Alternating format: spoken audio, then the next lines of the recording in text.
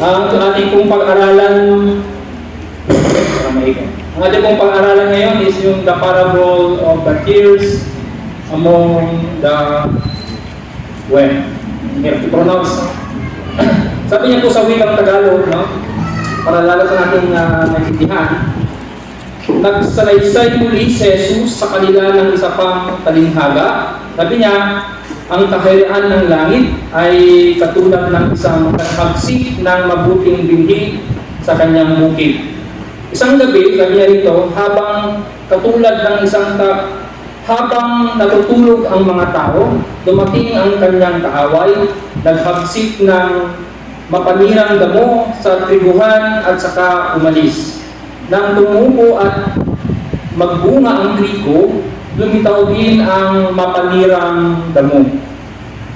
Kaya pumunta ang mga utusan sa may-ari ng bukid at nagtanong, hindi po ba mabuting binhi lamang ang pinasik ninyo sa inyong bukid?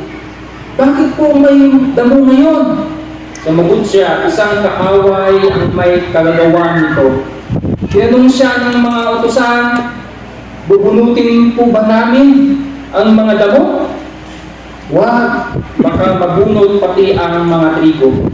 Sagot niya, hayaan na lamang ninyong lumago kapwa ang damo at ang trigo hanggang sa anihan.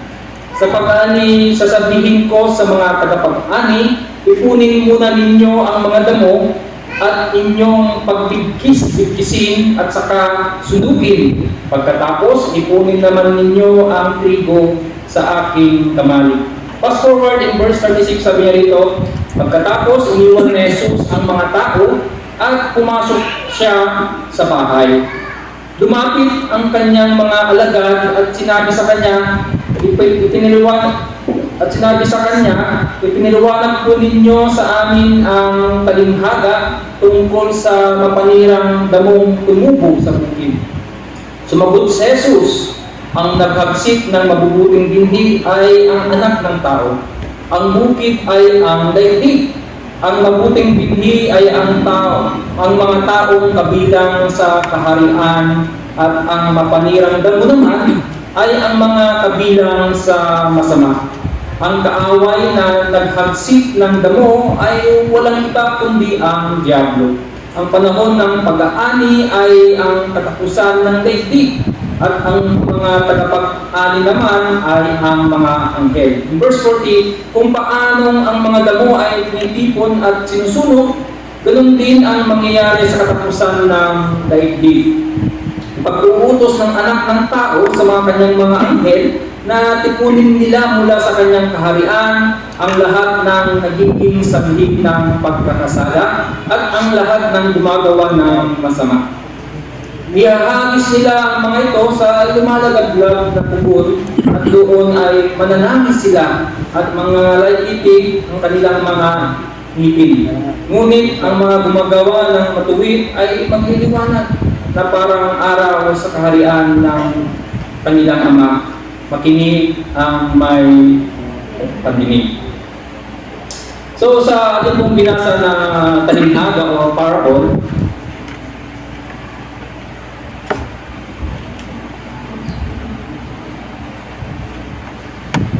sa ating pong binasa sa ating pong talinghaga ay meron pong 7 karakter, no, of our Lord's story. No? Una po, pinapakita po dyan yung owner o ang may-ari. Ang may-ari po dyan na binasa po natin from verse 36 to 43. Sabi niya, okay, sabi ng owner, balik po tayo sa verse 24. Sabi niya dito, the kingdom of heaven is likened unto a man which sowed good seed in his field. No? In verse 37, he that soweth the good seed is the Son of Man. So, ang binabanggit po dyan is si Jesus Christ. No? Jesus used the name Son of Man for 84 times in the Gospel. No? And he always referred to himself. So, Christ says, since Christ is the creator, no? From Genesis, so the owner of the field is Jesus Christ. Number 2, makita po natin dyan yung enemy. Ang enemy po natin dyan at enemy ng ating Diyos ay si devil. Sabi niya in verse 39, the enemy that sowed them is the devil. So, pangalawang karakter po is yung enemy. At yung pangatlong karakter naman po ay pinapakita ay yung the good seed. Sino po ba yung good seed? Tayo pong mga children of the kingdom. In verse 38, sabi niya, the good seed are the children of the kingdom. In number 4 characters po na nakikita po natin yung tears, the tears. Ito po yung children of the wicked. In verse 38, but the tears are the children of the wicked one. In number 5, yung the field or word. In verse 38, the field is the word. Marami pong mga translation at mga pagpapaliwanag, no, sa ibang sekta na ang field daw is yung church. Pero maliwanag po sa King James Version na ang field is yung word. At yung number 6 is yung the harvest. Sabi po sa verse 39, the harvest is the end of the world. So, yung harvest na tinutukoy po dito is the end of the world. At in last, number 7 na character sa istorya po ng ating Panginoong Jesus is the reapers. No? Or ito yung mga angels na sinasabi sa verse 39, and the reapers are the angels. No? Ang ating Panginoong Jesus po, ang the owner, no, ay meron po siyang kaaway, no? At hindi natin maintindihan, pero kung i-take natin yung account ng enemy sa mundong ito, no, ay meron pong enemy, no? Ang Panginoong Jesus ay sinasabi po sa atin na ang kanyang kalaban ay si Diablo, no? Kung hindi ka naniniwala na mayroong Diablo, tingnan mo to, mga kapatid, kung si Jesus nga naniniwala na mayroong devil, how much more, no? Na tayo lang na kanyang nilala. If you do not believe in the devil, remember that Christ did, no? Ang kalakasan, ang power ng enemy is so great, no? Yung kanyang trabaho, no? Guruin mo, sa simpleng pag-joke, di ba? Kila Adan at Eva in creation, di ba? Ay nagdulot ito ng paghihiwalay, di ba? Yung relationship natin na dati nakakausap natin ng Diyos, nahiwalay. Kaya nung sinishare natin ang gospel ay dapat magkaroon o dapat maibalik yung relationship na naputol. Okay? So, sa ginawa po ng Diablo na ito, no, di ba? Sa simpleng ginawa niya, di ba? Pumasok ang sin. Walang S kung babasahin niyo sa Biblia, sin of the word. Hindi niya sinabing sins. So, simpleng sin po na iyan na pumasok. Purihin mo, pinadala ng ating Diyos Ama ang kanyang bugtong na anak upang mamatay sa bundok ng Kalbaryo. Di ba? Upang siya po ay maparusahan imbis na tayo. Di ba? Siya yung naghirap, nagdusa, sinadyakan, sinampal, di ba? Dinuro-duro, di ba? Pinagsakpal na dakos, di ba? Para sa ma-defeat niya ang Diablo na ito na sinasabi sa Genesis chapter 3 verse 15. Tingnan po natin sa Genesis 3:15, ito yung pinakaunang gospel. Okay? Sabi nga dito sa Genesis 3:15, and I will put enmity between thee and the woman, and between thy seed and her seed. It shall be bruised thy head, and thou shalt bruise his heel. Nangyari po ito, no? Sa kapanahonan sa crucifixion ng ating Panginoong Jesus. No? Bagamat, no, si David ay nandyan pa, si David ay para siyang, alam mo yung manok na putol ang ulo, na tatakbo-takbo lang, pero wala na siyang power. Di ba? Kung tatakbo-takbo lang siya, nandyan lang siya, pero wala na siyang power na katulad ng nangyari noon sa Genesis. No? Okay? Tayo po ay nabubuhay mga kapatid sa isang mundo na punong-puno ng away, katungalian, no? Especially sa panahon po natin ngayon, di ba? Ang bawat bansa ay sa gitnang silangan ay nag-aaway, especially sa Gaza, sa Israel, sa Iran, di ba? Mayroong salungatan sa partidong politikal, di ba? Sa iba't ibang lugar, especially sa Philippines. Di ba? Nag-aaway po yan at nagbabayaran para manalo lamang sa pwestong kanilang inaasam-asam. At even sa bahay po natin, may mga away din ng mag-asawa. At mayroon ding salungatan sa pagitan ng mga kanyang mga anak at mga magulang. At even sa ating mga kaibigan. Pero ang nakakalungkot ay kahit sa simbahan ay mayroong salungatan. No? Ang alitan sa mundo ay pwede nating maunawaan. Pero ngunit sa loob ng simbahan ay ibang kwento po. No, naiintindihin natin yung hidwaan sa politikal, sa labas ng simbahan. No? Pero sa simbahan may mga alitan ng membro, alitan ng bawat pinuno, no? Naintindihan natin na nag-aaway kayong magkaibigan o magka-schoolmate o sa loob ng bahay. Pero nakakalungkot lang ay nagkakaroon ng alitan sa pagitan ng mga anak ng Diyos. No? Isinaysay ng ating Panginoong Hesus, no? Ang talinhaga ng mga pangsirang damo sa gitna ng trigo upang ipaliwanag, mga kapatid, no, kung bakit may alitan sa kanyang kaharian sa kasalukuyang panahon. No? Ayon kay Jesus, mayroong 3 dahilan para sa alitan sa simbahan. Balikan ko po, pinasok ko lang yung church. No? Dahil gusto kong, parang ang nangyayari ko kasi, ang ibang paliwanag ng mga scholar, ang church daw ay ang mundo daw ay nasa church. Pero ang katotohanan, tayong church ay nasa word, sa mundo. Kaya sinasabi sa Biblia na kailangan nating magliwanag. Amen? Okay? Sinalaysay ni Jesus, no, mga kapatid, ang talinhaga ng pangsirang damo, no, sa gitna ng mga trigo upang ipaliwanag kung bakit may alitan sa kanyang kaharian. Una, no, may kalaban. No? First, may kalaban si Satanas. No? May kalaban at ang pangalan ay si Satanas. No? Ang kaaway ng Diyos at ng kanyang mga anak. Ang kanyang simbahan ay kaaway si Satanas. No? Hindi siya itigil na pukawin at ang hidwaan sa lugar na ito. Pangalawa, no, may mga nagkukunwaring mga Kristiyano sa kongregasyon. No? Sinabi ni Jesus na hindi lahat ng nagsasabing Panginoon, Panginoon ay papasok sa kaharian. No, ang pangatlo ay hindi mapaghiwalay ang dalawang ito, yung tears and wheat, no, ang damo at ang trigo hanggang sa katapusan ng panahon. No? Sinabi sa atin ni Jesus na pagiging ang kaganapan na ito ay hanggang sa kanyang pagbabalik. Okay? Meron pong isang professor sa ibang bansa na kinalculate niya yung magagastos o yung cost ng war. No?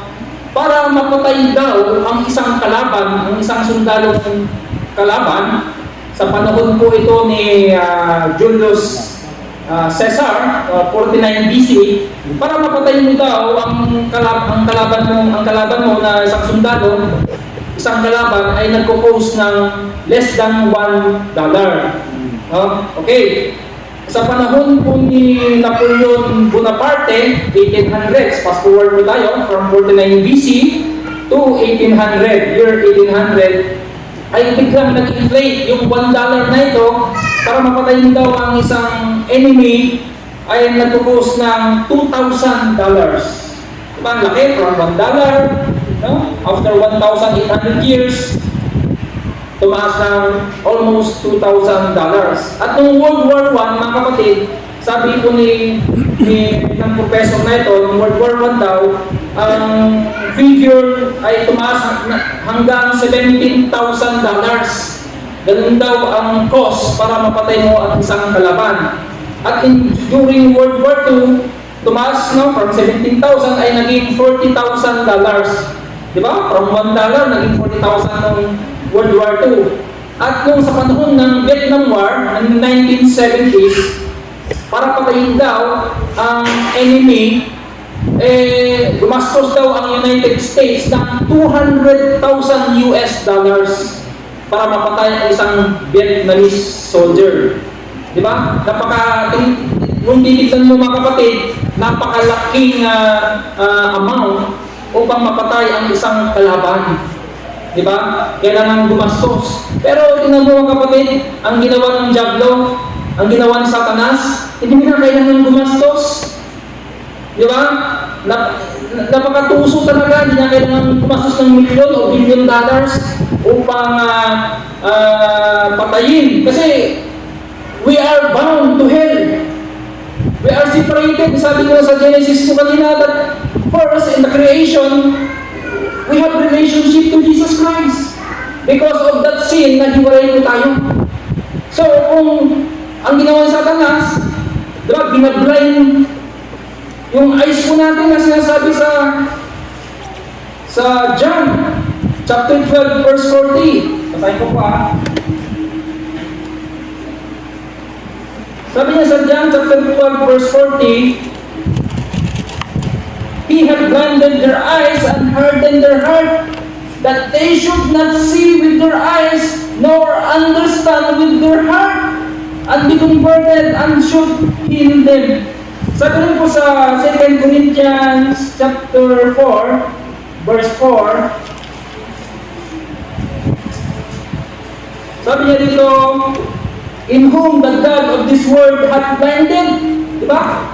Yung God of this world is Satanas. In whom the God of this world hath blinded the minds of them which believe not, lest the light of the glorious gospel of Christ, who is the image of God, should shine unto them. Pray mo?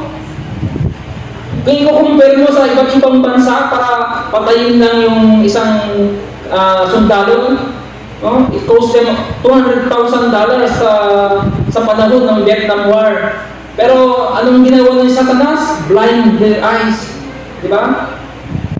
Binilayan lang niya, tinakpan. Diba? Para hindi makakita, no? Spiritually ang mata ng tao. Okay? So, ang pag-uusapan po natin mga kaibigan, mga kapatid, no, is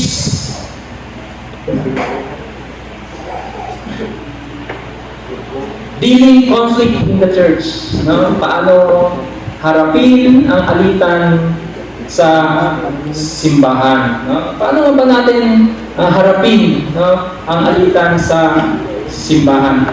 Okay? And number 1 point po mga kapatid, no? Ito po yung title, no? Be perceptive. Ano bang ibig sabihin ng perceptive? Ito po yung being alert. Okay? Being observant, no, sa mga nangyayari sa paligid, no? Ang teksto po na nabasa po natin ay ang kalaban po ay si Satanas, no? Siya po ay pumunta habang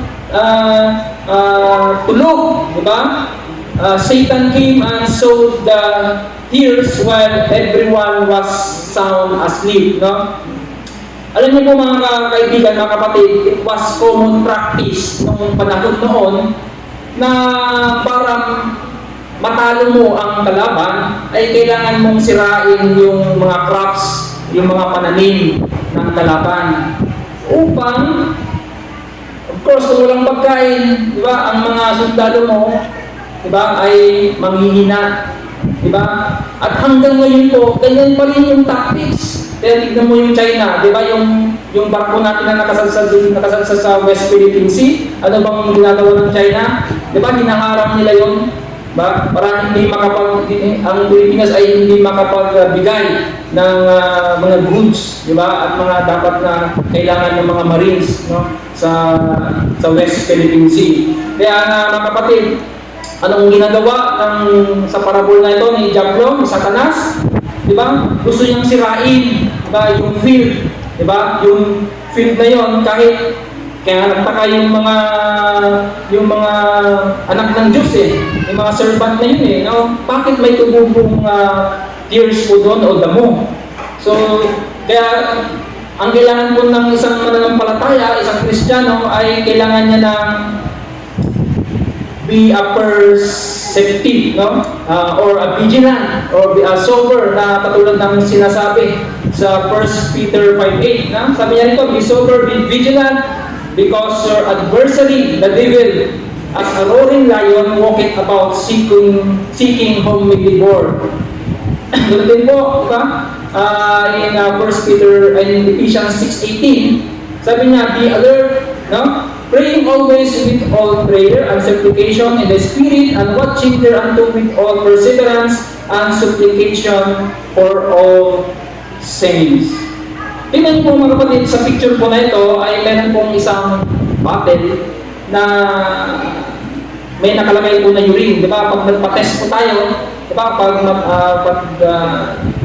mataas yung urine mo, di ba? Pag mataas yung blood sugar mo, di ba? Ay nagpapatest po tayo sa doktor. Yan po ay nagpo-contain ng isang ang bottle nito ay nagpo-contain ng isang sample ng urine o ihi. There's an story kay professor, no, ng sa isang kilalang university, sa Oxford University, na meron nakalagay yung bottle po na yan na nagpo-contain ng ihi ay nakalagay po sa kanyang table. At nung nag-lecture siya sa mga medical students, no, ay nag-lecture siya ang importansya ng pag-observe, no, the importance of observing details. Okay? Kaya sabi ni professor na ito, no, kinuha niya yung bottle po na yan na may dalang ihi, sabi niya, gayahin niyo yung aking gagawin. So, dinip ni professor yung kanyang finger dun sa bottle na may nalalamang urine at pinasok. Okay, tingnan nyo ha. Dinip ni professor ang kanyang finger at pinasok sa kanyang bibig. So, binigay niya sa lahat ng kanyang estudyante sa loob ng classroom. So, ang ginawa ng mga medical student, ginaya. Diba? Ginaya, okay? Ginaya si professor, dinip ang finger sa kanilang bunganga, so lahat nila umikot. Okay? So, kung titignan ng mga kapatid, hindi na-identify ng mga medical student kung ano ang ginawa ng professor na ito. Okay? So, ang ginawa ng professor ay yung index finger niya dinip sa ihi, okay? At binalin niya yung middle finger niya ang pinasok niya dito sa kanyang bibig. Pero anong ginawa ng mga estudyante, okay? Dinip nila yung index finger nila at yung index finger nila yung ipinasok sa kanilang bibig. So, ibig sabihin, nalasahan nila yung ihi. Okay? Since may pangalan, probably totoo po ito. At probably yung mga medical student na ito ay nalasahan yung ihi na mayroong something o kailangan pa, diba? Ikaw ba naman, kasi ba nakatikim na ng ihi dito? Diba? Ihi ng iba. Buti sa kung sa'yo ba, nandidiri ka, ihi pa ng iba. Diba? Kaya nga, yung titignan po natin mga kapatid, dahil hindi po natin napapansin, okay, yung nangyayari o mga church conflict, ay katulad din po natin, no, na para tayong mga medical students na imbis na gayahin yung ginawa ni professor, pero dahil sa hindi natin pinapansin yung mga detalye, natikman natin tuloy yung ihi. Natikman tuloy ng mga medical students nito ang ihi. Kaya mga kapatid, no, we must be aware, no, kung ano pong nangyayari sa loob ng simbahan. No? Kaya nga napaka-importante that we must involve sa mga activities ng church. Okay? That we must also involve sa pakipagsalamuha sa mga membro ng church na ito. Yung iba nga hindi ko kilala kasi hindi sila bumababa eh. Pero alam niyo mga kapatid, every welcome, di ba, yung wini-welcome natin yung mga members. Kasi isang linggo tayo hindi nagkita-kita eh. Di ba? So, as much as possible, every Sunday, masi-shake hands ko yan, iikutan ko yan. Di ba? Iikutan ko yan. gusto kong kamustahin, di ba? We must be involved. Di ba? Huwag lang tayong uupo dito at nag-aantay lang ng, parang hindi ka happy na makashake hands mo yung ma-welcome mo, yung kapatid mo. Okay? Kaya nga, ang greatest plan ni Satanas is to bring conflict sa buhay, especially sa loob ng simbahan. That's why we need to pay attention sa mga nangyayari po dito. Pangalawa po, mga kapatid, is be patient. The tears o yung damo po nito is an enemy. Ang enemy na po tayo is just like a burdened Daniel. Ibig sabihin, yung tears at yung trigo ay halos magkamukha. Okay? Kapag nakain mo yung tears or yung damo na ito, ay it will cause you pagkahilo. Okay? Or it will cause you yung pagsakit sa tiyan. Okay?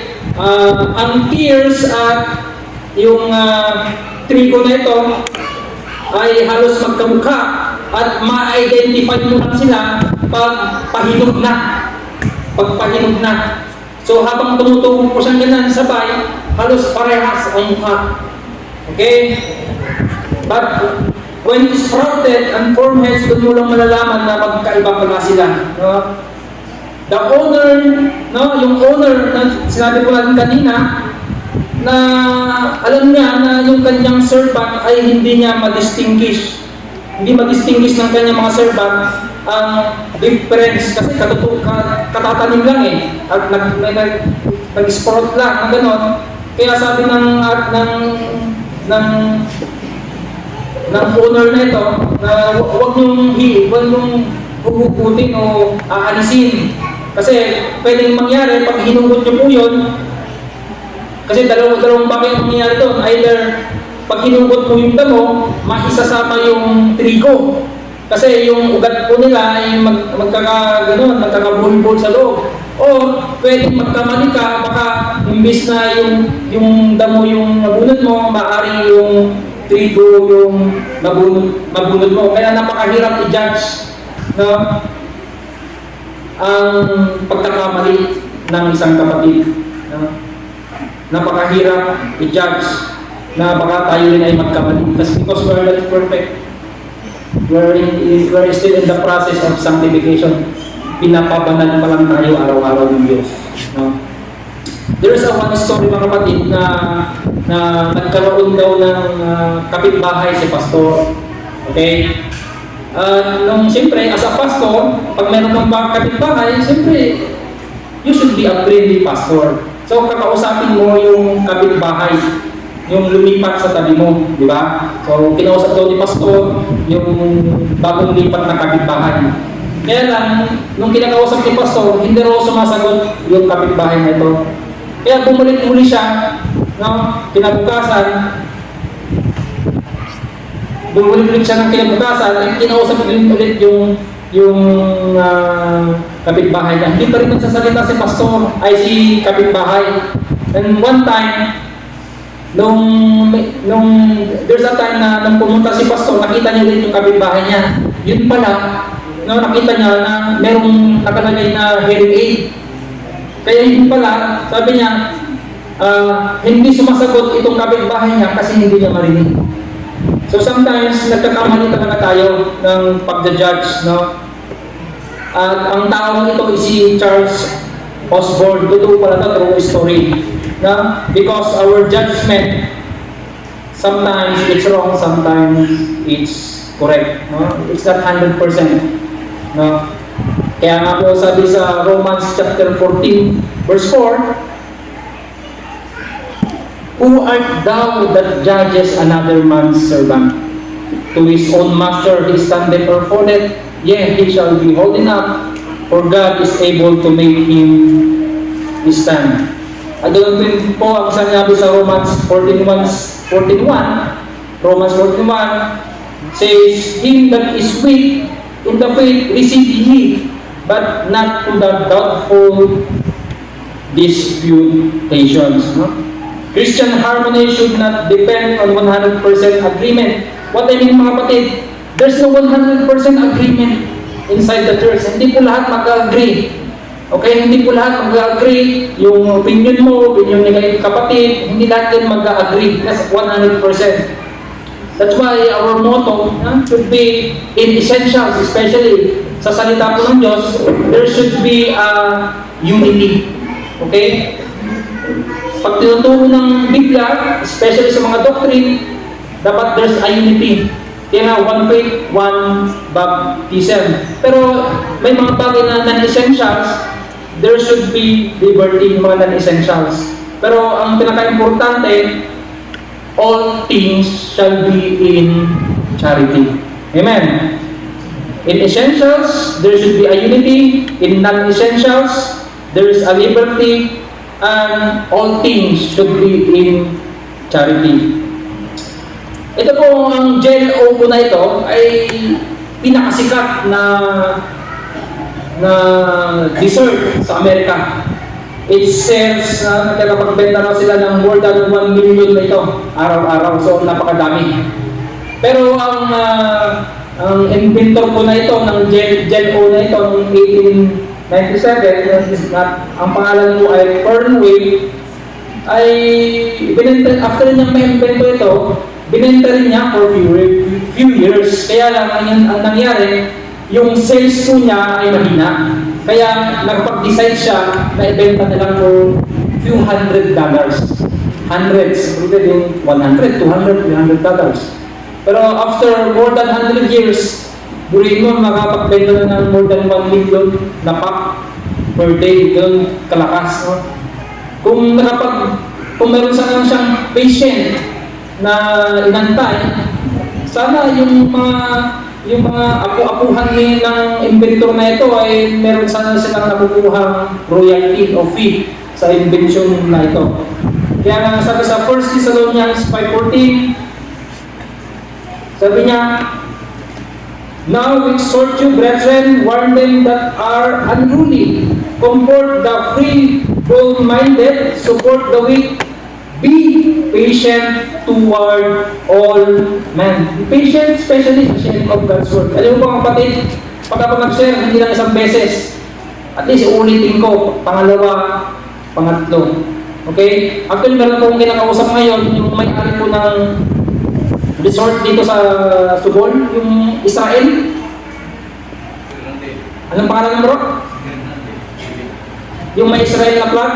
Ang kasi nun si Grace, yung may-ari, pagka-Israel. Classmate ko po siya at nasolvate ko po siya few years ago. Okay? So, napag-usapan namin na meron sana kami, kung gusto mo, sis, sabi ko, mag-open tayo ng Bible school, yung magtuturo ng bata sa Campus Santo, sa White Plains. Sabi niya, sige bro, sabi niya. Kaya lang sa daan lang daw kasi wala namang space sa mga pahibahay. Sige, sabi ko, pag-usapan natin para mapagplanuhan. Okay? Kaya back to our topic, no? Kailangan natin magkaroon ng patience sa bawat isa. Katulad po ng Jello, kung nagkaroon sana ng patience, sana, di ba? As an inventor, natatamasan na sana ng kanyang family yung kanyang invention. At ang pangatlo, lastly, is be prepared. Okay? Kung titingnan niyo mga kapatid, yung tears at wet, okay, ay halos identical. Di ba? Kapag tumubo po yan, maliit pa, wala pang bunga, halos parehas. Malalaman mo na lang pag lalabas na yung kanyang bunga. Halos magkaparehas sila, identical. Okay? At maraming ganyan po mga kapatid na maraming pretending with. Diba? Mukhang trigo, pero ang katotohanan siya po ay isang damo. No? Makikita mo lang po yan, yung identity po niya, maririnig ko lang po niya kapag mabumunga na siya. Okay? Kaya mga kapatid, sabi sa Numbers 32 verse 23, "But if you will not do so, behold, ye have sinned against the Lord, and be sure your sin will find you out." Parang kasalanan po yan. Di ba? There will be a time na naitatago mo pa yan. Pero in the future, wala ka nang maitatago, especially sa ating Diyos. Malilibil at malilibil po yan, especially sa ating kasalanan, ating mga kasalanan. Tulad po ng talinghaga nito, yung parable po ng ating Panginoon Jesus, na itinuturo po niya na one day, there will be a judgment. Ang yung trigo at yung damo ay maghihiwalay, will separated. At yung damo ay susunugin. Okay? At magsasuffer. At yung wet naman, yung totoong trigo ay of course makakasama ng ating Panginoon. No? That's why sabi po sa Matthew chapter 24 verse 42, "Watch therefore, for ye know not that what hour your Lord doth come." In other words, mga kapatid, we need also need to prepare, no, sa pagbabalik ng ating Panginoong Jesucristo. Walang nakakaalam, walang sino man ang nakakaalam kung kailan siya darating, anong araw, anong taon, anong oras. That's why we always need to prepare. Kaya salamat sa Diyos na as a Baptist, no, hindi lang po tayo mayroong assurance, but we have totoo sa ating buhay na alam po natin na pagdating ng panahon, makakasama po natin ang ating Panginoong Jesus. No? In conclusion po mga kapatid, no, ang damo po na ito ay nagko-cause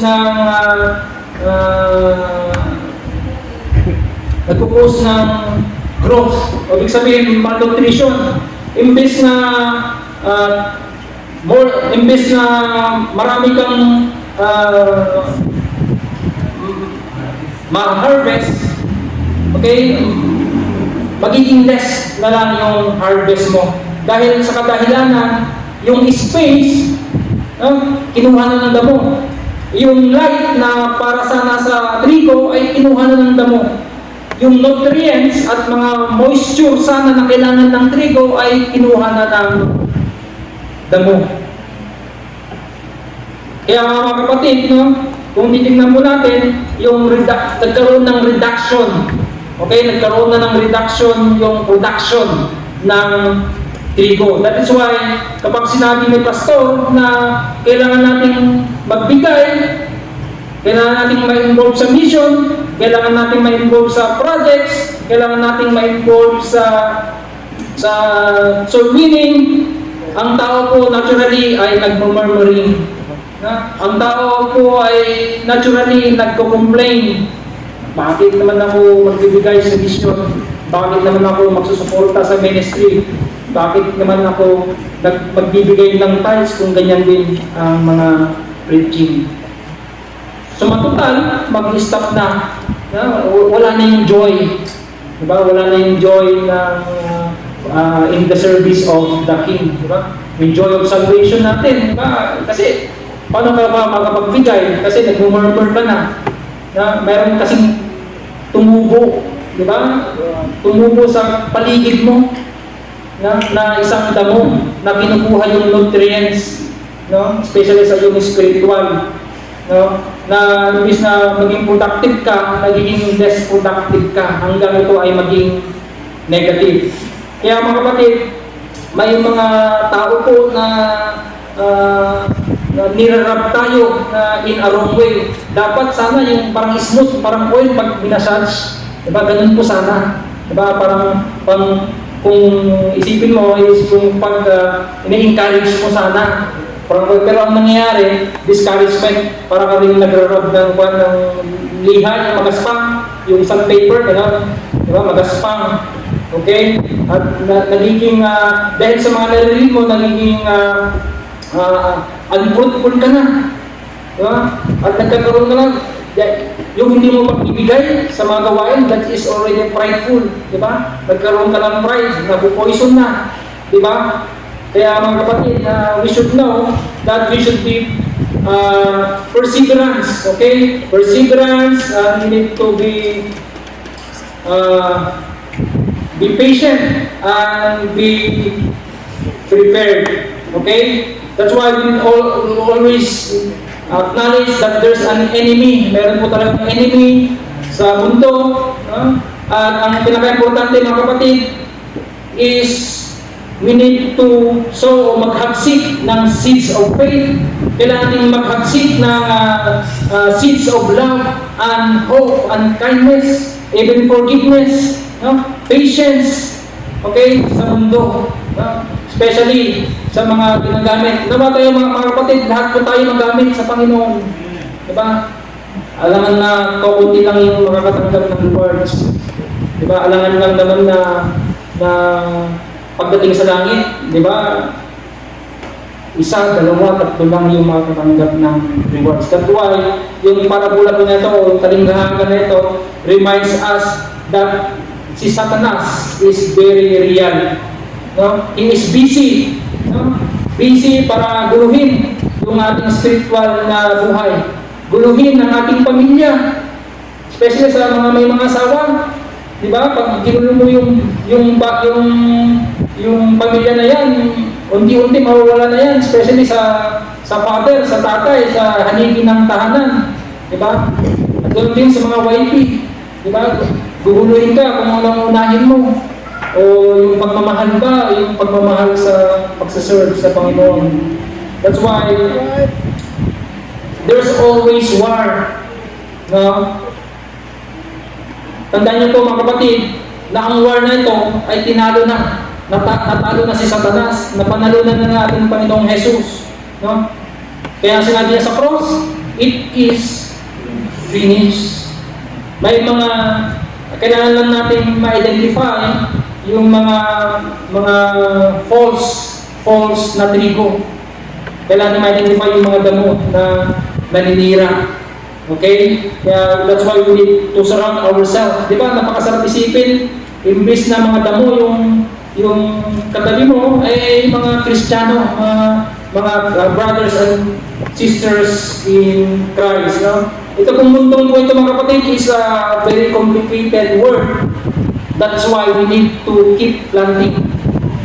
Keep planting. We should spend more time in planting. No? Planting more trigo, diba? Planting love, diba? Mga ganyan, planting forgiveness. Okay? In conclusion po mga kapatid, no? Ang mundo po natin ay meron po tayong master gardener. And that is a good news. Nung sinabi ng ating Panginoon Jesus, it's finished and He was resurrected. No? At on that time, nagkaroon na tayo ng assurance. Diba? Assurance that someday, kahit man mawala tayo sa mundo ito, diba? Ay meron tayong magiging reward in the future. Kaya nga, ang soul winning is the only thing that we cannot do in heaven. Soul winning is only in earth. Hindi natin kayang gawin yan sa langit, magawa lang natin yan dito sa mundo. Kaya nga, as much as possible, make your time wise. No? Share the gospel, share the good news. No? Kaya nga, nandito po tayo mga kapatid, nag-aaral. What is the use of listening? What is the use of studying the Word of God kung hindi po natin nasi-share good news? Yun lang po mga kapatid, at salamat po Pastor. To God be all the glory po.